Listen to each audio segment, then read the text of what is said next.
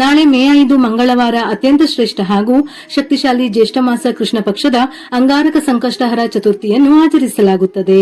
ಮೊದಲನೇ ಬಾರಿ ಸಂಕಷ್ಟಹರ ಚತುರ್ಥಿ ವ್ರತವನ್ನು ಪ್ರಾರಂಭಿಸುವವರು ನಾಳೆಯ ದಿನದಿಂದ ಅಂದರೆ ಅಂಗಾರಕ ಸಂಕಷ್ಟಹರ ಚತುರ್ಥಿಯ ದಿನದಿಂದ ಪ್ರಾರಂಭಿಸಿದರೆ ಬಹಳ ಶ್ರೇಷ್ಠ. ಮಂಗಳವಾರದಂದು ಮನೆಯಲ್ಲಿ ಗಣಪತಿಯನ್ನು ಪೂಜಿಸಿದರೆ ನಿಮ್ಮ ಕುಟುಂಬಕ್ಕೆ ಅದೃಷ್ಟ ಖಂಡಿತ ಲಭಿಸುತ್ತದೆ. ನಿಮ್ಮ ಮನೆಗೆ ಹೇರಳವಾಗಿ ಸಂಪತ್ತು ಬರುತ್ತದೆ. ನರಕದಂತಹ ಸಮಸ್ಯೆ ಸಂಕಟಗಳಿದ್ದರೂ ಮುಕ್ತಿ ದೊರೆತು ಕೋರಿದ ಎಲ್ಲಾ ಆಸೆಗಳು ಖಂಡಿತವಾಗಿಯೂ ಈಡೇರುತ್ತದೆ. ನಾಳೆಯ ದಿನ ಉಪವಾಸ ಮಾಡಿದರೆ ಬಹಳ ಶ್ರೇಷ್ಠ. ಆದರೆ ಸಾಧ್ಯವಿಲ್ಲದವರು ಅಂದರೆ ವಯಸ್ಸಾಗಿದ್ದರೆ ಅಥವಾ ಆರೋಗ್ಯದ ಸಮಸ್ಯೆಗಳಿದ್ದರೆ ಹಾಲು ಹಣ್ಣನ್ನು ಸೇವಿಸಬಹುದು ಅಥವಾ ಸಾತ್ವಿಕ ಆಹಾರಗಳನ್ನು ಅಂದರೆ ಉಪ್ಪಿಟ್ಟು, ಅವಲಕ್ಕಿ ಈ ರೀತಿಯ ಆಹಾರವನ್ನು ಸೇವಿಸಬಹುದು. ಹಾಗೆಯೇ ಅಪ್ಪಿತಪ್ಪಿಯೂ ಅನ್ನವನ್ನು ಸೇವಿಸಬಾರದು.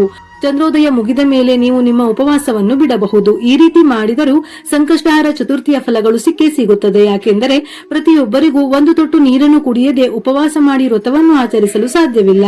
ಹಾಗಾಗಿ ನೀವು ಈ ಮೇಲೆ ಹೇಳಿದ ರೀತಿಯಲ್ಲೂ ಮಾಡಬಹುದು. ಅಂಗಾರಕ ಸಂಕಷ್ಟಹರ ಚತುರ್ಥಿಯ ದಿನ ಕೆಲವೊಂದು ಪರಿಹಾರಗಳನ್ನು ಮಾಡಿದರೂ ಕೂಡ ಶುಭ ಫಲಗಳು ಪ್ರಾಪ್ತಿಯಾಗುವುದಲ್ಲದೆ ಗಣೇಶನ ಸಂಪೂರ್ಣ ಅನುಗ್ರಹ ಲಭಿಸುತ್ತದೆ. ಇದರ ಬಗ್ಗೆ ಈಗಾಗಲೇ ಹಿಂದಿನ ವಿಡಿಯೋದಲ್ಲಿ ತಿಳಿಸಲಾಗಿದ್ದು, ಸಂಪೂರ್ಣ ಮಾಹಿತಿಗಾಗಿ ಒಮ್ಮೆ ಚಾನೆಲ್ ಅನ್ನು ವೀಕ್ಷಿಸಿ. ನಾಳೆ ಬೆಳಿಗ್ಗೆ ಬೇಗ ಎದ್ದು ತಲೆ ಸ್ನಾನ ಮಾಡಬೇಕು. ಸ್ನಾನದ ನೀರಿಗೆ ಅರಿಶಿನವನ್ನು ಬೆರೆಸಿ ಸ್ನಾನ ಮಾಡಿದರೆ ಜಾತಕದಲ್ಲಿರುವ ದೋಷಗಳು ನಿವಾರಣೆಯಾಗುತ್ತದೆ. ದೇವರ ಮನೆಯಲ್ಲಿರುವ ಗಣಪತಿ ಚಿತ್ರಕ್ಕೆ ಅರಿಶಿನ ಕುಂಕುಮವನ್ನು ಇಟ್ಟು ಹೂವುಗಳಿಂದ ಅಲಂಕರಿಸಿ ದೀಪಾರಾಧನೆ ಮಾಡಬೇಕು. ಗಣಪತಿಗೆ ಅತ್ಯಂತ ಪ್ರಿಯವಾದ ಹೂವುಗಳಲ್ಲಿ ದಾಸವಾಳ ಹೂವುಗಳು ಒಂದು.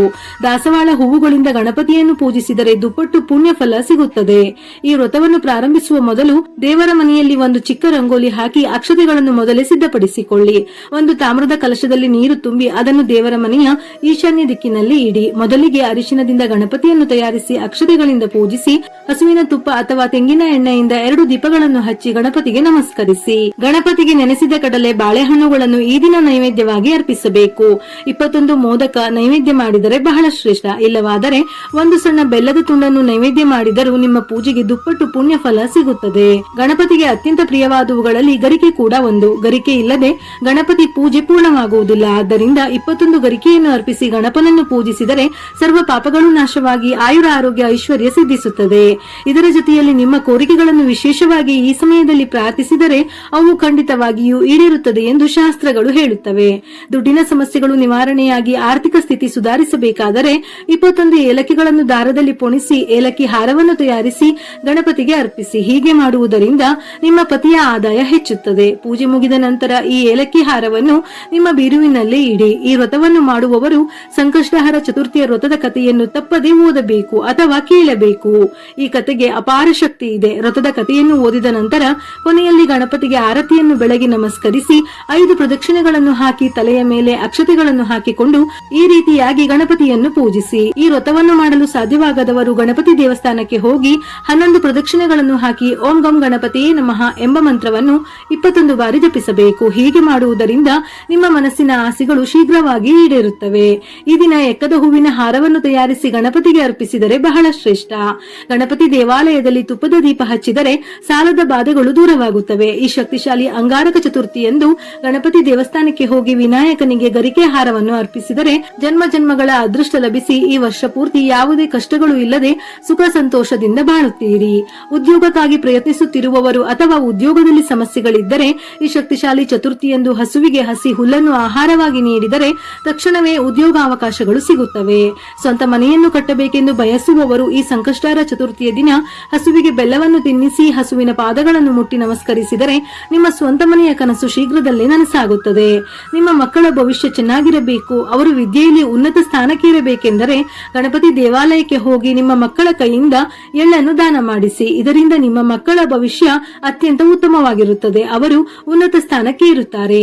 ಒಮ್ಮೊಮ್ಮೆ ನಾವು ಎಷ್ಟೇ ದುಡ್ಡನ್ನು ಮಾಡಿದರೂ ಕೂಡ ದೇವರ ಅನುಗ್ರಹವಿಲ್ಲವೆಂದರೆ ನಾವು ಕೈಗೊಂಡ ಯಾವ ಕೆಲಸಗಳು ಕೂಡ ಪೂರ್ಣವಾಗಿ ನಡೆಯುವುದಿಲ್ಲ. ಹಾಗೆಯೇ ಕೆಲವರಿಗೆ ಮನೆಯನ್ನು ಕಟ್ಟಿಸುವ ಕನಸುಗಳು ಇರುತ್ತದೆ. ಕೈಯಲ್ಲಿ ದುಡ್ಡಿದ್ದರೂ ಮನೆ ಕಟ್ಟಿಸಲು ಏನಾದರೂ ಒಂದು ಅಡೆತಡೆಗಳು ಪ್ರಾರಂಭವಾಗುತ್ತವೆ. ಅಂತವರು ಈ ದಿನ ವಿಶೇಷವಾಗಿ ಗೋವಿಗೆ ನಿಮ್ಮ ಕೈಯಾರೆ ಹಸಿರು ಹುಲ್ಲನ್ನು ತಿನ್ನಿಸಿ ಬೆಲ್ಲವನ್ನು ತಿನ್ನಿಸಿ ಹಸುವಿನ ಪಾದಗಳನ್ನು ಮುಟ್ಟಿ ನಮಸ್ಕರಿಸಿದರೆ ಪ್ರಥಮ ಪೂಜಿತನ ಅನುಗ್ರಹದಿಂದ ಶೀಘ್ರವೇ ಎಲ್ಲಾ ಆಸೆಗಳು ನೆರವೇರುತ್ತದೆ. ಈ ಪರಿಹಾರದಿಂದ ನಿಮ್ಮ ಸ್ವಂತ ಮನೆಯ ಕನಸು ಶೀಘ್ರದಲ್ಲೇ ನನಸಾಗುತ್ತದೆ. ಈ ದಿನ ತಪ್ಪದೆ ವ್ರತದ ಕಥೆಯನ್ನು ಓದಬೇಕು. ಇದರ ಜೊತೆಯಲ್ಲಿ ಗಣಪತಿಗೆ ಸಂಬಂಧಪಟ್ಟ ಮಂತ್ರ ಶ್ಲೋಕಗಳನ್ನು ಪಠಿಸಿ ಅಥವಾ ಕೇಳಿ.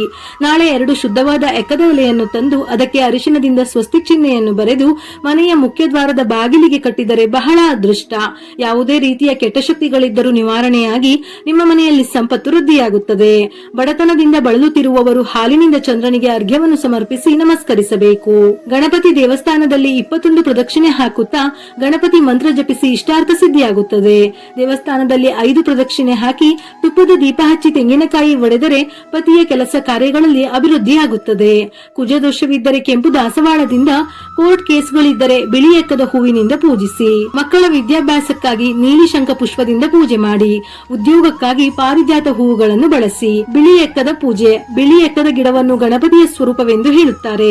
ಈ ದಿನ ಎಕ್ಕದ ಗಿಡಕ್ಕೆ ಅರಿಶಿನ ಕುಂಕುಮ ಹಚ್ಚಿ ಪೂಜಿಸಿದರೆ ದೀರ್ಘಕಾಲದ ಸಮಸ್ಯೆಗಳು ಬಗೆಹರಿಯುತ್ತವೆ. ಎಕ್ಕದ ಎಲೆಯ ಮೇಲೆ ಗಂಧದಿಂದ ಶ್ರೀ ಎಂದು ಬರೆದು ಪೂಜಿಸಿದರೆ ಮಕ್ಕಳ ಬುದ್ಧಿಶಕ್ತಿ ಹೆಚ್ಚುತ್ತದೆ. ಬಿಳಿ ಎಕ್ಕದ ಬೇರನ್ನು ಕೆಂಪು ಬಟ್ಟೆಯಲ್ಲಿ ಕಟ್ಟಿ ವ್ಯಾಪಾರ ಮಾಡುವ ಸ್ಥಳದಲ್ಲಿ ಇಟ್ಟರೆ ದೃಷ್ಟಿದೋಷ ನಿವಾರಣೆಯಾಗಿ ಲಾಭ ಹೆಚ್ಚುತ್ತದೆ. ನಾಳೆ ಸಂಜೆ ಕೊಬ್ಬರಿ ಎಣ್ಣೆ ದೀಪಾರಾಧನೆ ಮಾಡಿದರೆ ಶ್ರೇಷ್ಠ. ಒಂದು ತಟ್ಟೆಗೆ 3 ಅಥವಾ 5 ಹಿಡಿ ಅಕ್ಕಿಯನ್ನು ಹಾಕಿ ಅಕ್ಕಿಯ ಮೇಲೆ ಶ್ರೀ ಅಥವಾ ಸ್ವಸ್ತಿಕ್ ಬರೆದು ಅರಿಶಿನ ಕುಂಕುಮ ಹಾಕಿ ನಂತರ 2 ವೀಳ್ಯದೆಲೆಯನ್ನು ಇಟ್ಟು ವೀಳ್ಯದೆಲೆಯ ಮೇಲೆ ಅರಿಶಿನದಿಂದ ಸ್ವಸ್ತಿಕ್ ಚಿಹ್ನೆಯನ್ನು ಬರೆದು 2 ದೀಪವನ್ನು ಇಟ್ಟು ಕೊಬ್ಬರಿ ಎಣ್ಣೆಯನ್ನು ಹಾಕಿ 2 ಬತ್ತಿಯನ್ನು ಸೇರಿಸಿ 1 ಬತ್ತಿಯಾಗಿಟ್ಟು ದೀಪಾರಾಧನೆ ಮಾಡಿದರೆ ಬಹಳ ಶ್ರೇಷ್ಠ. ಶ್ರದ್ಧೆಯಿಂದ ಹಚ್ಚಿದ ದೀಪ, ನಂಬಿಕೆಯಿಂದ ಮಾಡಿದ ಪ್ರಾರ್ಥನೆ ದೇವರ ಸನ್ನಿಧಿಯಲ್ಲಿ ಶ್ರೇಷ್ಠ ಫಲ ನೀಡುತ್ತದೆ. ವಿಡಿಯೋ ಇಷ್ಟ ಆಗಿದ್ದಲ್ಲಿ ಮರೆಯದೆ ಲೈಕ್ ಕೊಟ್ಟು ನಿಮ್ಮವರಿಗೆ ಶೇರ್ ಮಾಡಿ. ಇದೇ ರೀತಿಯ ಮನಮುಟ್ಟುವ ಉಪಯುಕ್ತ ಮಾಹಿತಿಗಳಿಗಾಗಿ ಮತ್ತೆ ಭೇಟಿಯಾಗೋಣ.